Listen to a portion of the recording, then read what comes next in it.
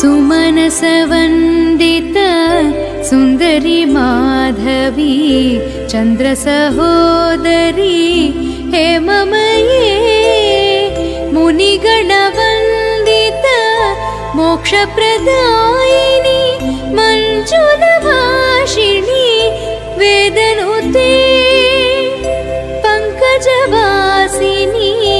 देवसुपूजित